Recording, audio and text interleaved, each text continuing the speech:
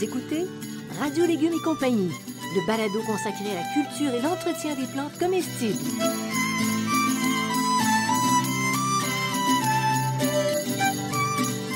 Laitue, Basilic, plantation, poivron, bleuets, pollinisation, haricots, arrosage, fraises, insectes ravageurs et maladies, concombres. fertilisation. Radio Légumes et compagnie, le balado qui vous dit tout pour cultiver et entretenir simplement les plantes comestibles de façon naturelle.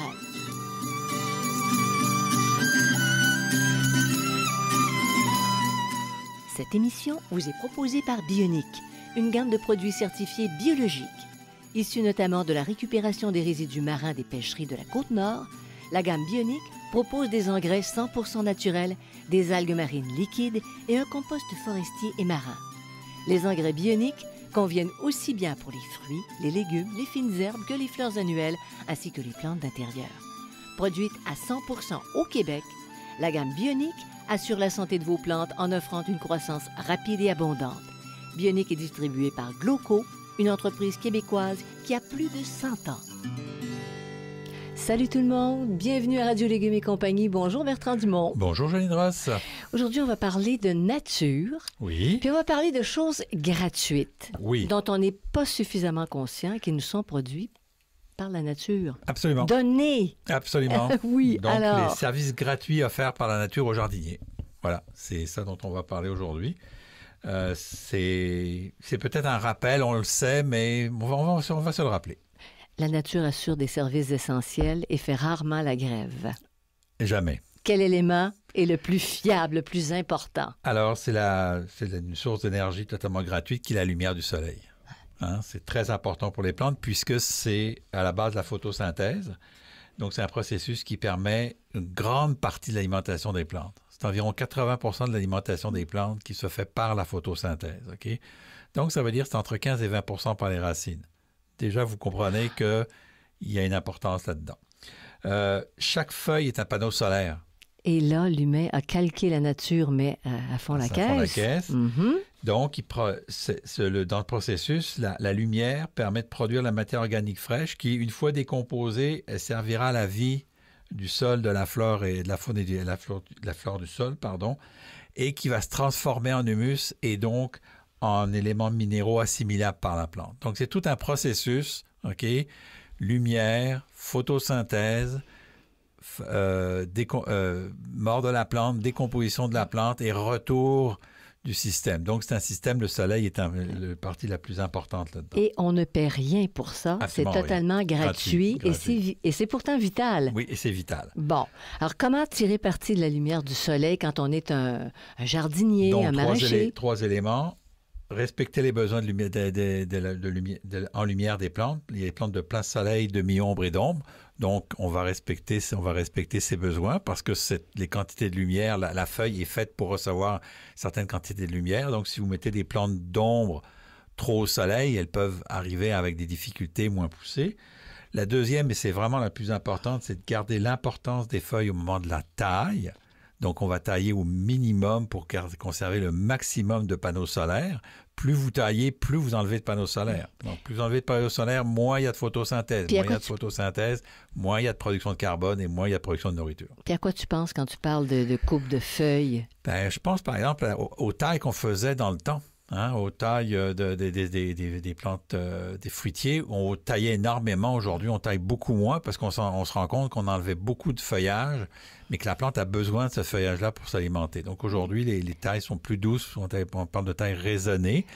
Je pense par exemple aux tomates où est-ce qu'on peut effeuiller les tomates. On peut enlever quelques feuilles de tomates au besoin en milieu nordique, mais pas toutes. Pas toutes, parce que si vous enlevez toutes vos feuilles, là, il n'y aura plus rien qui va se produire. J'aime beaucoup ton exemple. Et puis, on va tenir compte de cet élément-là dans la fertilisation. Donc, c'est pas en mettant beaucoup de fertilisation que vous allez aider. C'est juste 15% de la fertilisation qui se fait par les racines. Donc, vous êtes mieux de prendre soin de votre feuillage, OK, que de surfertiliser. Ça s'appelle comprendre ce qu'on fait. Oui. Et comprendre ce que la nature nous donne. Oui. C'est comprendre les messages de la nature. OK, alors quel autre service essentiel nous offre la nature, et ce, totalement gratuitement? L'eau. Elle nous fournit l'eau. Donc, elle fournit aux végétaux de deux manières. Sous forme gazeuse. Donc, il y a une évaporation d'eau, il y a de la vapeur d'eau à l'évapotranspiration. L'évapotranspiration, c'est la conjugaison de l'évaporation de l'eau du sol et la transpiration des plantes. Donc, à ce moment-là, il y a de la vapeur d'eau qui rafraîchit donc la plante et la plante va faire de la transpiration et là, va transpirer de l'eau et là, va utiliser cette eau-là d'une certaine manière et le brouillard aussi. Donc, un brouillard est une forme d'apport d'eau. Et puis les autres, c'est les précipitations, la pluie et la neige et la rosée du matin. OK, ça c'est totalement gratuit. Mais tu vois, l'évapotranspiration des plantes, ça se compare au corps humain. Oui. On transpire, on se rafraîchit, on équilibre notre température. Mais là, il y a le sol évapore et la plante transpire. En plus, c'est ça. Puis comment on gère l'apport en eau pour tirer un maximum de profit de cette eau gratuite? Alors, on fait tout pour la retenir, mais sans excès. OK? Et on tient toujours compte de l'eau naturellement fournie pour minimiser les arrosages. OK?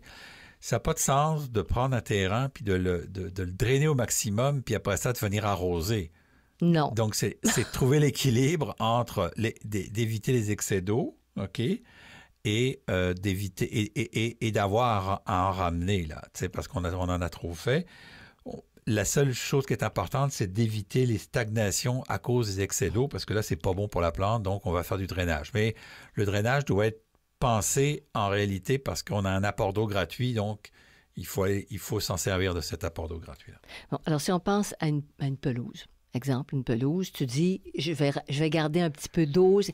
Quand tu donnes des pentes à ton terrain, tu joues avec tu peux jouer avec les pentes, mais c'est surtout, en réalité, l'eau, c'est la matière organique dans le sol. La matière organique va aider à retenir l'eau dans le sol. On va y revenir au cours d'un prochain balado, mais pour retenir l'eau dans le sol, c'est la matière organique. Donc, si vous ne mettez pas de compost sur votre pelouse ou dans votre potager, vous ne mettez pas rien de choses comme ça, ben, l'eau va finir soit par être en surplus, soit par être en manque. Elle se draine moins bien. Oui. Elle se draine moins bien, puis tu perds ton humidité. Exact. Donc, éviter la stagnation. Donc, l'eau, si on la gère bien, ça va bien.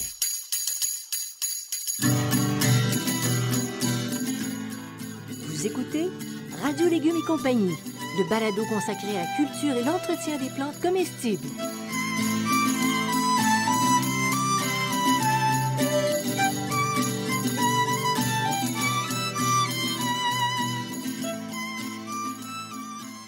Bionic, la gamme des engrais 100% naturels, propose Bionic compost marin et forestier.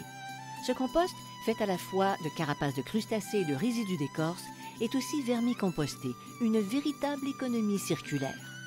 Bionic, compost marin et forestier, a une bonne teneur en humus. Il est plus riche en éléments minéraux assimilables et son activité microbienne est très élevée. Ce compost stimule la croissance des végétaux, de la germination à la production des feuilles et de fruits. Bionic compost marin et forestier, distribué par Gloco, est en vente dans les centres de jardin.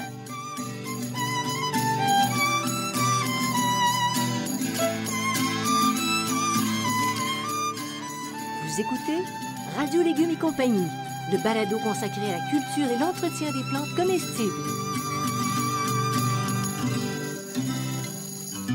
Bertrand, un autre service gratuit, on est rendu au 3e service gratuit, mais massif, là, c'est des gros apports. Oui, oui. C'est quoi? Alors là, c'est un apport ultra massif. Là. Ben, c'est les organismes du sol, du plus petit au plus gros. Mais on les voit pas, alors on les ignore. Rappelez-vous l'émission qu'on a faite sur la vie du sol, la fantastique vie du sol, donc macrofaune, mésofaune, macroflore, microflore, toute la flore et la faune du sol. Toute cette vie qu'on ne voit pas. En grande partie. La macrofaune, on la voit, là, c'est ce qui est sur le sol, mais tout ce qui est dans le sol, on ne le voit pas effectivement. Et il développe une énergie collective colossale. Hein, parce qu'ils se nourrissent, ils rejettent, ils meurent, ils recréent, ils se reproduisent. Et ça, c'est de l'énergie en Moses, que je l'ai dit. C'est des milliards d'organismes, OK, qui s'affairent à découper, réduire, digérer de la matière organique. OK? Donc, ils travaillent à recycler sous différentes formes, l'humus et les éléments minéraux. C'est extrêmement important. Okay? C'est la vie du sol, c'est ce qui est le plus important pour le potager, là. Je veux dire, le soleil, la pluie, c'est une chose, mais ça, on n'a pas le choix. Mais la vie du sol, on peut la détruire. Ça, on peut la détruire. Et facilement. Et c'est un grand problème actuellement à la grandeur de la planète. Exactement, et facilement. Pourquoi? Parce que les terres s'abîment, les terres sont de plus en plus problématiques.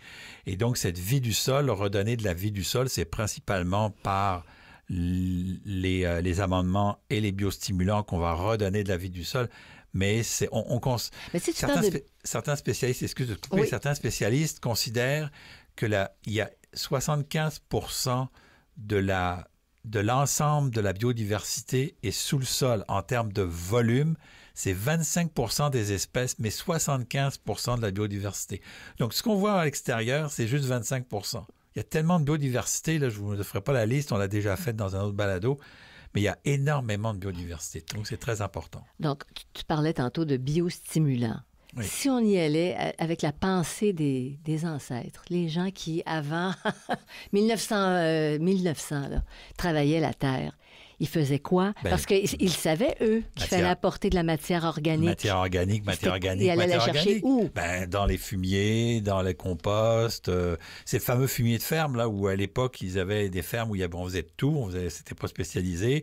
Donc, il y avait de la vache, du cheval, des poulets, des oies, tout ce que vous voulez. Tout ça a été mélangé, puis tout ça a été épandu dans les potagers et parfois dans les grandes terres. Et c'est à partir de cette matière organique-là qu'ils avaient des rendements, là, parce qu'ils avaient très peu d'engrais, là, en réalité. Là. Et surtout, il n'y avait pas d'azote, parce que l'azote a été, autour des années 30-40, a été synthétisé. Là. Puis ils savaient instinctivement que dans certaines zones du potager, par exemple, il fallait moins mettre de compost parce que les plantes...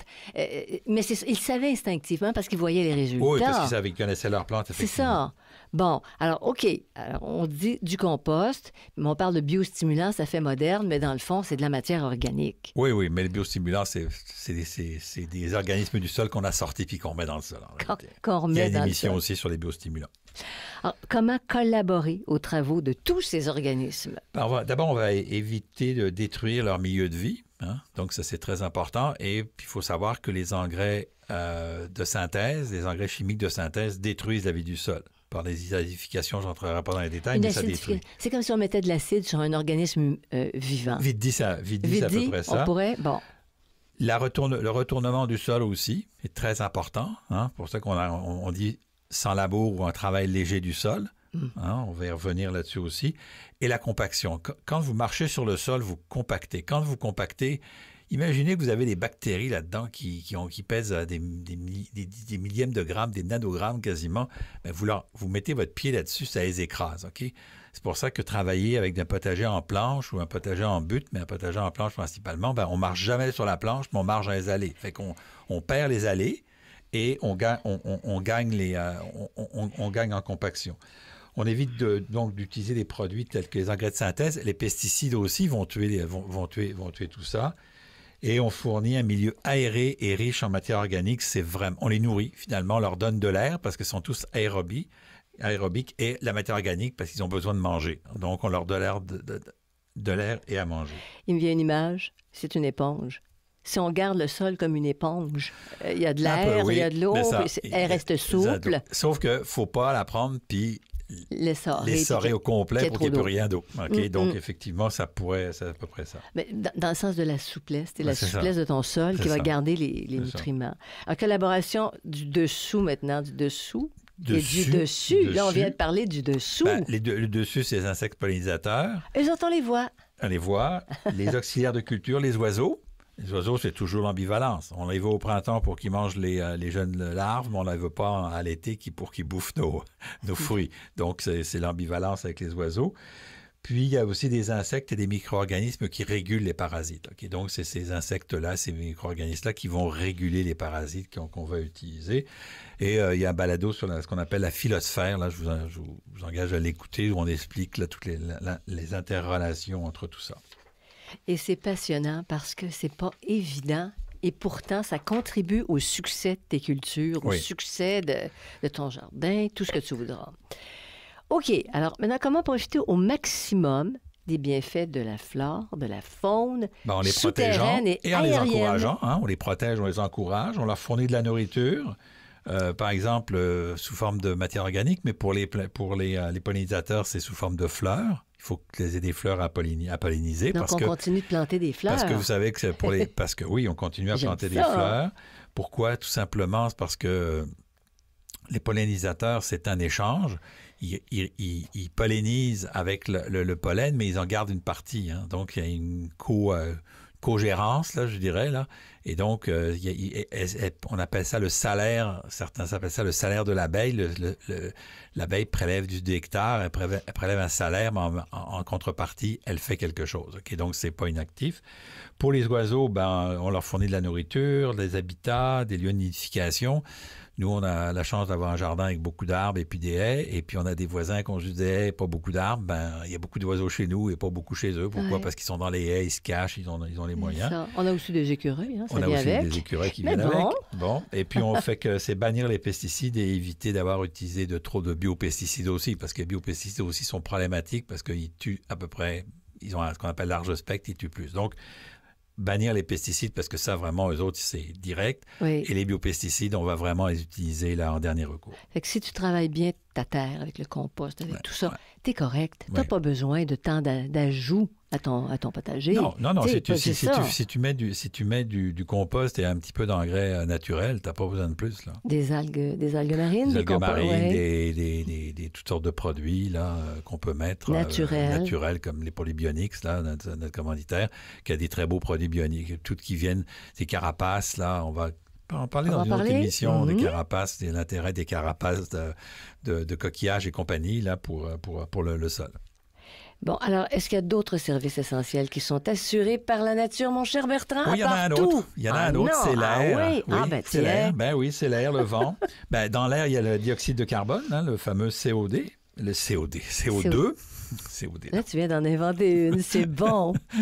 COD, c'est pas COD, c'est CO2 et pas COD dans ce temps-ci. Là, donc, comme je disais, 85% de la nourriture des plantes, c'est vraiment là, le CO2 qui nourrit les plantes. Et pour les légumineuses, c'est l'azote qui est dans l'air, puisqu'elles vont fixer l'azote de l'air, donc directement.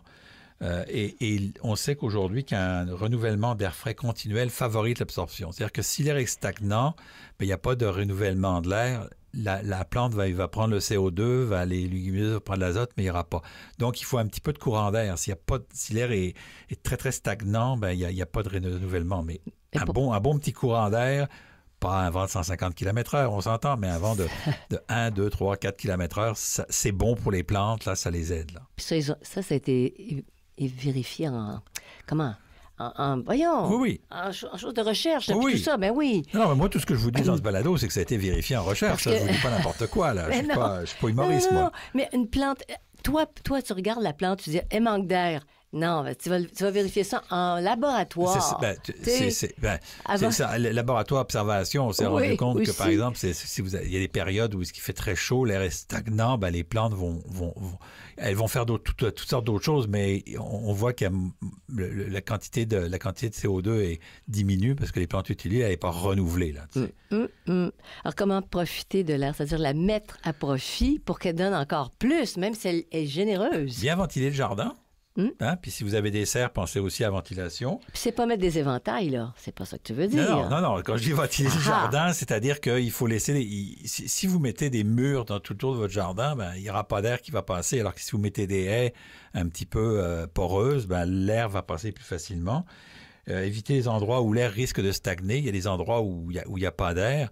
Ben, on essaye de trouver des solutions pour qu'il y ait de l'air, ou sans ça, on se fait un patio à cet endroit-là.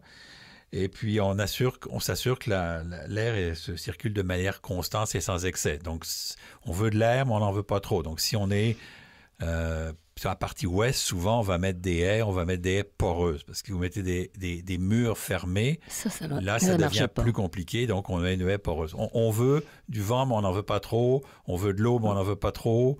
On veut du soleil. Mais ça, c'est notre travail d'humain. On ne veut pas des températures au-dessus de 40 degrés. Ouais. Donc, c'est tout ça. Tout ça est gratuit, mais tout ça est fragile avec les changements climatiques, Oui, avec les changements climatiques. Mais tu travailles en collaboration avec la nature toujours. Tu observes ce qui se passe sur ton terrain. Puis tu vois, où tu as à corriger, c'est un peu si tu as un mur c'est extérieur. C'est un peu l'idée que je vais vous transmettre aujourd'hui. C'est on a un travail de contribution. C'est-à-dire qu'il faut voir la plante dans un milieu extérieur. Elle est pas... et tout ça est important. C'est pas juste de mettre une plante en terre qu'on a achetée dans un centre de jardin, de mettre du compost, puis d'arroser, puis de mettre de l'engrais. C'est pas comme ça que ça fonctionne. Ça fonctionne dans un ensemble qui est le couple que j'appelle sol-plante, là.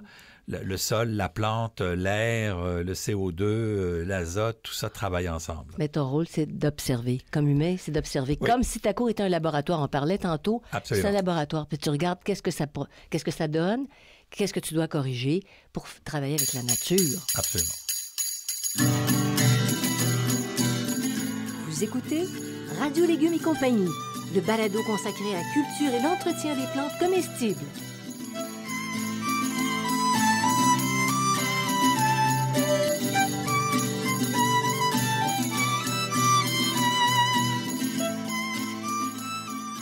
Le potager urbain et le jardin fruitier facile et naturel sont des livres de base pour cultiver des plantes comestibles.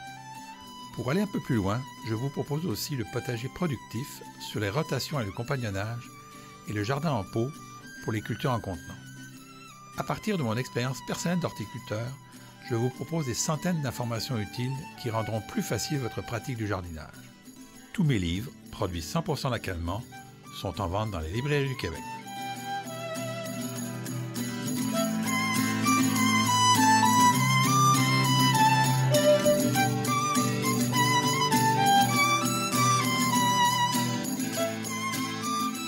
Vous écoutez Radio Légumes et compagnie, le balado consacré à la culture et l'entretien des plantes comestibles.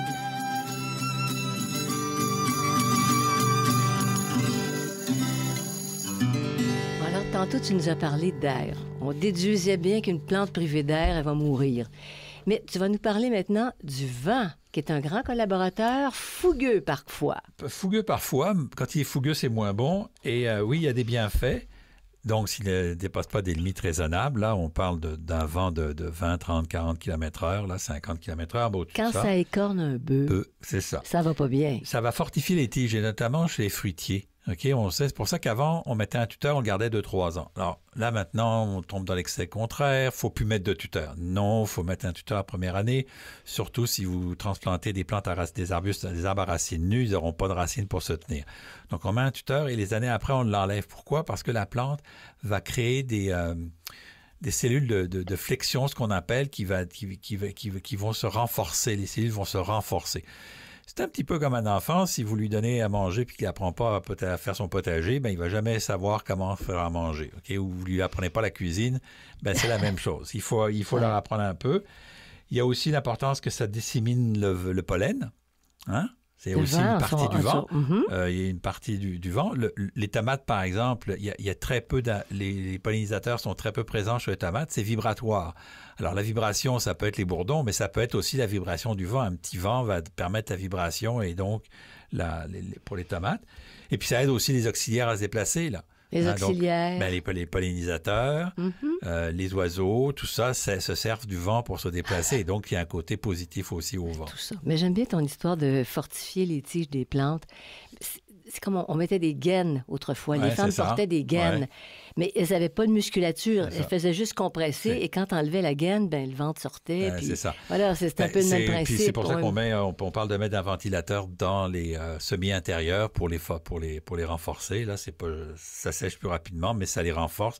C'est un petit vent, là. On s'entend, c'est un petit ventilateur, là. C'est pas 150 km/h. Pour créer une résistance, pour que la musculature de la plante se développe. La plante, elle va résister, là. Tu sais, elle va résister. On voit bien sûr dans certaines régions où là, il y a énormément de vent fort, ben, les plantes vont prendre la forme du vent, là, mais normalement, elles vont résister. Alors, les stratégies pour avoir une bonne ventilation dans ta cour, là, c'est une intervention humaine. Alors, brise-vent, OK. Mais aussi, vous pouvez faire une haie multistrate, OK, ou encore une plantation d'arbres et d'arbustes de manière stratégique, là.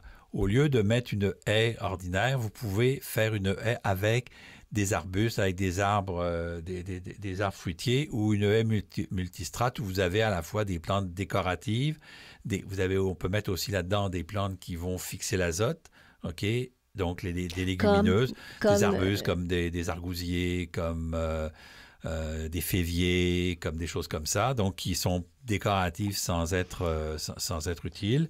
Et vous pouvez créer comme ça. Donc, vous n'êtes pas obligé de créer forcément une haie de cèdre, vous pouvez créer une haie d'autre chose. Là. OK. Alors, c'est ce que tu dis dans multistrate. C'est ça. Avant, on aurait dit une haie mixte. Ben, tu mets n'importe quoi là-dedans qui se tient en haie. Parce que mixte, souvent, ça réfère au fait qu'on mélange des plantes de la même hauteur. Multistrate, il y a différentes hauteurs. En plus. OK.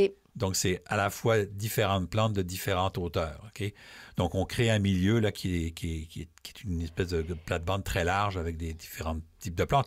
Et ça peut aller de l'arbre au couvre-sol, mettons, je pense au canneberge, je pense aux choses comme ça. Là. Ça peut être aussi varié que ça. Là. C'est pour ça qu'on parle de multistrate, parce qu'on a des couvre-sols, des plantes basses, des arbustes, des arbres, puis des arbres de haute tige. Là. Fait que dans le fond, ça devient comme une plate-bande. Ta haie pourrait devenir comme une plate-bande. Dans un petit terrain, ça va être différent, mais sur un grand terrain, par exemple, on peut partir du noyer puis aller jusqu'aux plantes basses, là, il n'y a pas de problème.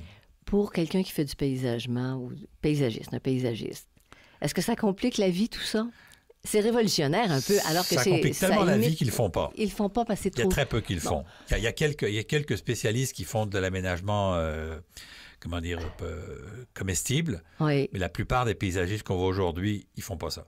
Alors, c'est standard, puis c'est facile à entretenir. C'est dans l'esprit du commun des mortels, c'est un peu ça. On va continuer à parler potager, non, là. Oui, non, je veux bien, parce que j'en ferai 2 émissions très longues sur ce que je pense. Mais sur ce qu'on déjanter juste un petit peu, on peut servir davantage sa cour, oui. son jardin. Ben oui. Non, mais c'est parce qu'on est dans les lignes droites et les affaires carrées actuellement chez les paysagistes, donc on n'est pas du tout là-dedans. Là. OK, c'est bon. Ça. Alors, protéger nos ressources, que sont le soleil, l'eau, l'air, les micro-organismes. Alors, on s'assure comme ça d'en faire des choses renouvelables. Donc, est-ce que toutes ces sources peuvent être qualifiées de renouvelables? Le sol, l'eau et l'air sont renouvelables, mais pas illimités. Rappelons-nous que la planète Terre est un monde fini. Tu parles de l'eau, tu parles du sol et de l'air. Ça, c'est pas renouvelable. C'est-à-dire, non, c'est ça. Si tu le salis, alors, tu le salis pour longtemps. Alors, le sol est renouvelable un petit peu parce que la roche-mère se renouvelle, mais là, on se comprend que c'est long. L'eau, ça se renouvelle pas. Hein. C'est un cycle fermé. De l'eau. Sur la planète, c'est fermé. L'air, c'est un cycle de l'air aussi. Là, je voulais me dire, oui, il y a des pertes, machin, mais c'est minime, puis c'est ingérable. Là. Un sol contaminé prendra de nombreuses années avant d'être cultivable. Hein, ça va prendre des années. On le voit avec les sols contaminés. Là, soit on les sort puis on va les mettre ailleurs. Soit on décontamine sur place. Ça coûte très cher. L'eau potable polluée, elle pourra, elle, aussi être nettoyée, mais après des centaines de cycles d'épuration naturelle. Okay? Ça coûte une fortune. Je parle d'épuration naturelle. Naturelle, OK. Oui. Naturelle. OK. Et donc, ça veut dire qu'elle va être évaporée, elle va être dans la pluie, elle va tomber, elle va traverser les couches de terre, elle va aller dans la nappe phréatique, elle va ressortir, elle va remonter. Mais si elle n'est pas polluée, elle va se nettoyer en plusieurs cycles. Si elle est polluée, elle va rester polluée tout le temps. Donc, une eau polluée peut être dépolluée naturellement. Alors après ça, oui, elle peut être partiellement dépolluée, hein, quand on les met dans une usine de traitement, parce qu'oublions pas qu'elle n'est pas totalement dépolluée. Comment tu appelles ça? Les métaux lourds et plein de choses qu'on ne peut pas... Il reste les fameux traitements à l'ozone où on a encore beaucoup de difficultés à ce que ça fonctionne. Le jour où on aura de l'ozone, mais là, il faut prendre l'ozone, c'est très compliqué. Donc, dans la pratique, on protège ses ressources au niveau du jardin. C'est la première responsabilité du jardinier éco-responsable. L'éco-responsabilité, on prend ça à bras-le-corps et on essaye de garder de faire le moins possible de dégâts. Bon, on récupère l'eau avec des gros barils. On la réutilise, on la met dans le jardin. C'est ça. Une espèce de cycle. Comment ils appellent ça? Circulaire. Ben oui. Dans ton propre jardin. Ben oui. Tu sors pas ta terre Le carbone, c'est un cycle. L'eau, c'est un cycle. Le sol, c'est un cycle. Tout est un cycle. Oui. L'air, c'est un cycle. Donc, tout est un cycle. Le phosphore, c'est un cycle. L'azote, c'est un cycle. Le potasse, c'est un cycle. Le soufre, c'est un cycle. Tout est dans un cycle, OK? Donc, la matière organique, c'est un autre cycle. Donc, il faut... Si vous intervenez dans le cycle puis vous brisez le cycle, alors si vous modifiez légèrement le cycle, là, vous n'êtes pas assez fort pour le faire tout seul, là. Mais si vous brisez le cycle, exemple, si vous videz l'eau de votre terrain par un drainage, puis vous remettez de l'eau, ben là, vous avez brisé un cycle. Alors que si vous avez perdu plein d'éléments en plus. C'est ça. Puis la même chose pour la terre. Tu sais, tu jardines, tu n'as pas un si gros jardin, admettons. Non. Jamais on jette de la terre. Non. Jamais. Tu la recycles. Ben oui. Tu as un tas, tu le mets dans le compost, tu brasses ça. Jamais. Ben non. Donc, t'achètes pas toujours des sacs de plastique Et donc, de terre au printemps. on devrait toujours se poser la question, avant d'acheter des sacs de terre, si on ne peut pas acheter du compost à la place, puis remplacer ça par du compost pour avoir un meilleur... Parce que le compost, c'est renouvelable, alors que la terre, c'est très longuement renouvelable. La première énergie du jardinier, est-ce qu'elle est gratuite? Non. Ton huile de bras? Non. L'énergie du jardinier, elle n'est pas gratuite. Tout simplement parce que les dépenses énergétiques, donc, qui est liée à la planification puis à la gestion, elle doit être compensée par de la nourriture.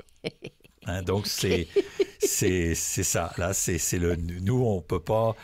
Puis il faut que tu payes ta massothérapeute pour les muscles. Ben, puis ça, bon, ça, tu peux peut-être faire attention de ne pas bousiller le dos, là. Mais l'énergie du jardinier, elle n'est pas gratuite. Mais il n'y a aucune énergie gratuite là-dedans. Mais ce que je veux dire par là, c'est qu'il faut qu'il se nourrisse, lui. Donc, c'est le processus. Et donc, mais c'est un cycle. Hein, c'est un cycle. Hein. Il se nourrit, nanana, et c'est toujours le même cycle. Alors voilà qui complète notre sujet des énergies renouvelables ou plus ou moins renouvelables au jardin et ce que la nature nous donne de gratuit. Oui. Merci, puis on va travailler avec. Ben oui, voilà. Avec. Alors, ça complète ce balado. Si vous voulez avoir plus d'informations, vous allez sur la page radiolégumes.com. Et puis, comme on commence à avoir une très bonne banque de balados, c'est à consulter quand ça vous tente, n'importe quand. Je voudrais remercier Bertrand Bionic, qui est commanditaire de notre émission, ainsi que Xavier Gervais-Dumont pour la musique, son frère Charles pour l'assistance technique. Puis à vous tous, on vous souhaite de jardiner au maximum. Ça fait tellement bien. Merci d'être avec nous. Merci, à bientôt.